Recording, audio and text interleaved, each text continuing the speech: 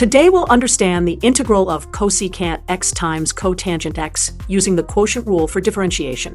Our goal is to show that the integral of cosecant x times cotangent x equals negative cosecant x plus c. Let's start by understanding that cosecant x can be written as 1 over sine x. To find its derivative, we'll need to use the quotient rule. The quotient rule states that for a fraction u over v, the derivative equals v times u prime minus u times v prime, all over v squared. Let's apply this to cosecant x. Here, u equals 1 and v equals sine x. The derivative of 1 is 0, and the derivative of sine x is cosine x. Now, let's substitute these values into the quotient rule. We get sine x times 0 minus 1 times cosine x, all over sine squared x. Let's simplify this expression.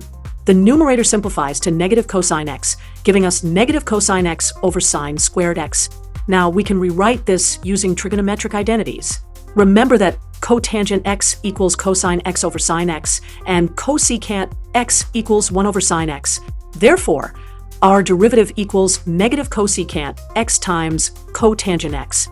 Therefore, since the derivative of negative cosecant x equals cosecant x cotangent x, we can conclude that the integral of cosecant x cotangent x equals negative cosecant x plus c.